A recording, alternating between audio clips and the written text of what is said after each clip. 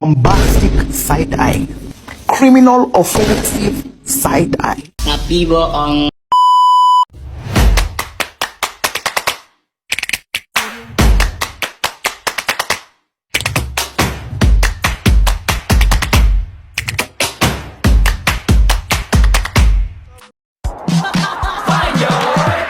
트레저와 함께 달려 Ready for action, let's go 트러블을 찾으러 Assalamualaikum warahmatullahi wabarakatuh. Sebelumnya izin memperkenalkan diri, nama saya Wanda Putri Kinanti dan rekan saya Dahlia Dilangsari. Agis Firmansyah. Sehat Tarmuzi.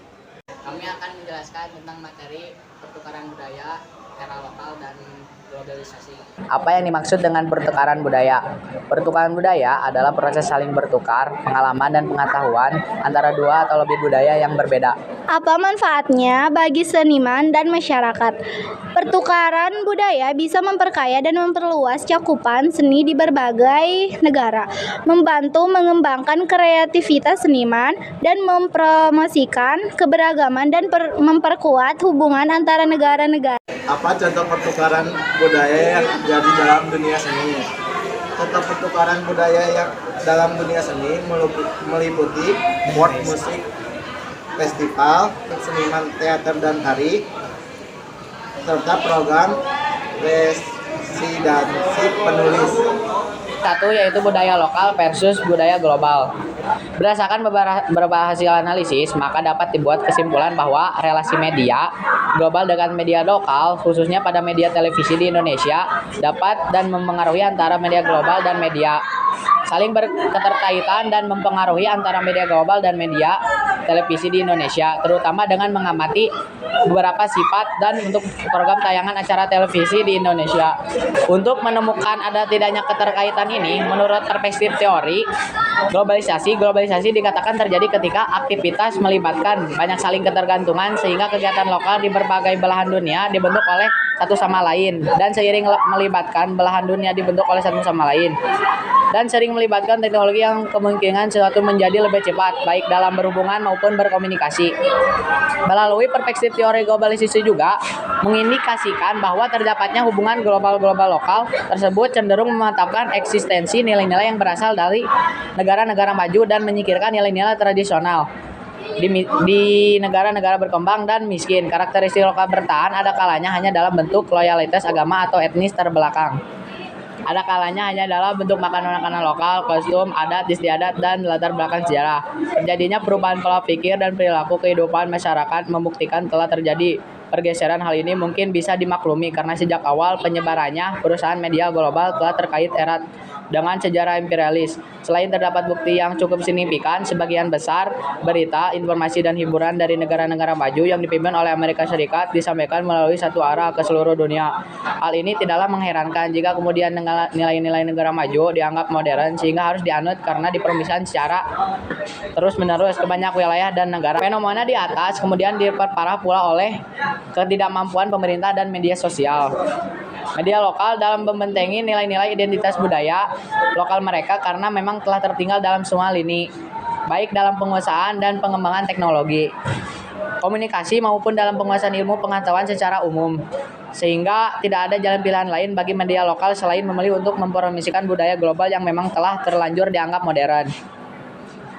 Maka dapat dipahami bahwa adanya relasi antara media global dengan media pertelevisian lokal telah melahirkan konsekuensi bagi pergesernya pemahaman dan perilaku identitas budaya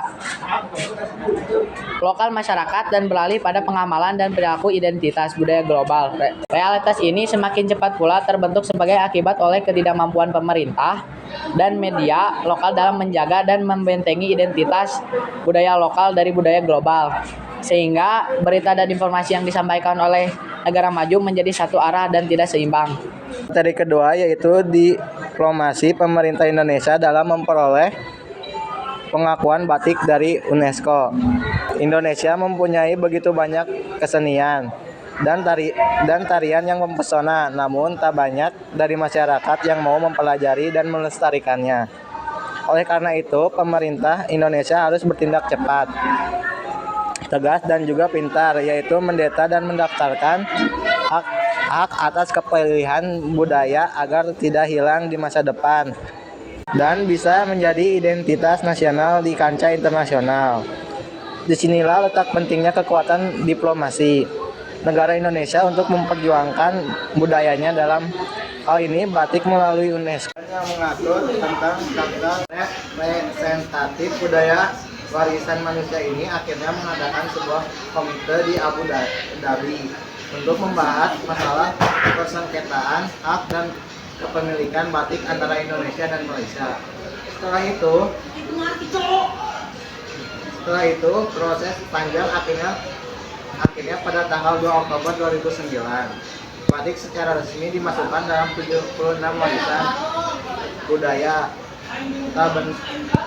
tak benda milik Indonesia oleh UNESCO.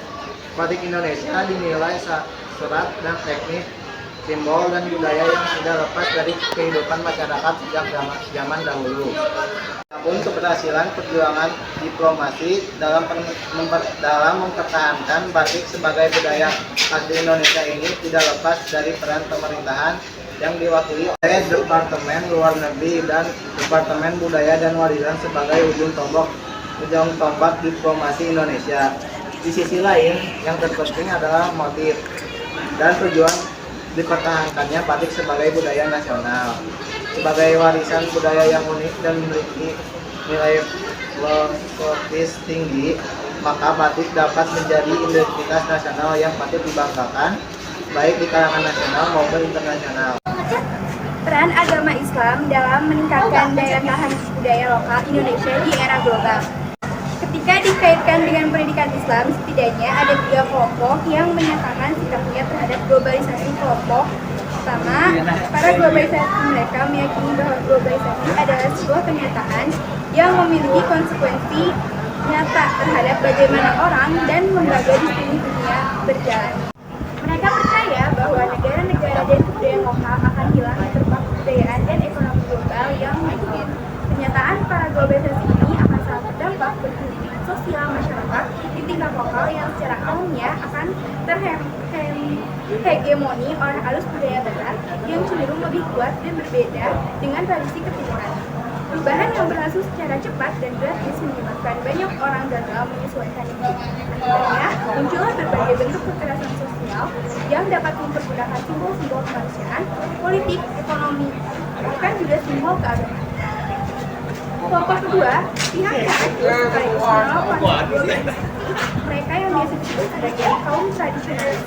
Kaum tradisionalis tidak percaya bahwa globalisasi tengah terjadi. Mereka berpendapat bahwa fenomena ini adalah sebuah mitos semata, atau jika memang ada, terlalu dibesar-besarkan. Mereka merujuk bahwa kapitalisme telah menjadi sebuah fenomena internasional selama ratusan tahun. Apa yang tengah kita alami saat ini hanyalah merupakan tahap lanjutan atau evolusi dari globalisasi dan perdagangan kapital. Mereka menganggap bahwa globalisasi akan merusak seni-seni budaya Islam yang telah mereka jaga selama bertahun-tahun. Kekhawatiran mereka terletak pada westernisasi dan pembaratan pada budaya setempat melalui arus globalisasi. Kelompok ketiga adalah kelompok pertengahan yang menyikapi secara proporsional. Menurut Yusuf Qaradawi, inilah sikap yang baik sebagai cermin sebagai masyarakat Islam pertengahan. Inilah sikap orang yang beriman, yang mempunyai wawasan luas dan terbuka, yang bangga dengan identitasnya, paham tentang usahanya dan memegang teguh orisinalitasnya. Dengan melihat ketiga sikap di atas, dapat dimengerti bahwa globalisasi harus dimaknai secara benar dan proporsional, terutama menyangkut pendidikan Islam. Karena jika salah dalam maknanya, maka akan sikap yang salah pula, sehingga konsep pendidikan Islam dapat meresap pada seluruh aspek kehidupan di kehidupan sekarang. Materi keempat yakni penguatan profil pelajar Pancasila melalui pentas global. Penguatan dimensi kebinekaan global yang tercantum dalam profil pelajar Pancasila menjadi hal yang mempertahankan identitas negara serta mencegah anak-anak beradanya rasa toleransi. Tujuan melaksanakan penelitian ini yaitu menggambarkan penguatan dimensi kebinekaan global melalui pembelajaran PPKN sebagai bagian dari dimensi profil pelajaran. Riset ini menggunakan pendekatan yaitu kualitatif dengan desain deskriptif. Proses penghimpunan data dilakukan secara langsung melalui observasi, dokumentasi, dan wawancara. Peneliti menentukan menggunakan teknik fotografi untuk menjadi kepercayaan data informasi yang berasal dari lingkungan. Selanjutnya divalidasi dengan melakukan triangulasi. Teknik analisis yang digunakan menjadi penguatan data, penyajian data, dan verifikasi. Berdasarkan hasil penelitian, pembelajaran PPKN memiliki peran strategis dalam penguatan dimensi berkebinekaan global baik secara eksklusif maupun inklusif. Penguatan kebinekaan global melalui pembelajaran PPKN yaitu terdapat pada bagian 3 Bhinneka Tunggal Ika, di mana pada setiap ilmunya melalui pembelajaran PPKN mengintegrasikan elemen kunci kebinekaan global yang termasuk keterampilan komunikasi antar budaya dalam berhubungan dengan sesama, dalam mempelajari dan menghargai kebenaran, serta dalam merefleksikan dan tanggung jawab terhadap pengalaman kebinekaan. Penelitian ini diharapkan mampu menguatkan dan merefleksikan penguatan profil pelajar PPSA pada siswa khususnya saat bekerja. Kesimpulannya adalah pertukaran budaya menjadi semakin penting dalam dunia yang semakin terhubung, dan seni adalah salah satu bidang yang paling terpengaruh olehnya. Dalam dunia seni, pertukaran budaya bisa memperkaya dan memperluas cakupan seni di berbagai negara, membantu mengembangkan kreativitas seniman, dan mempromosikan keberagaman dan memperkuat hubungan antar negara. Oleh karena itu, mari kita dukung pertukaran budaya dalam dunia seni dan memperkaya kehidupan kita dengan berbagai keindahan budaya dari berbagai negara. Terima kasih.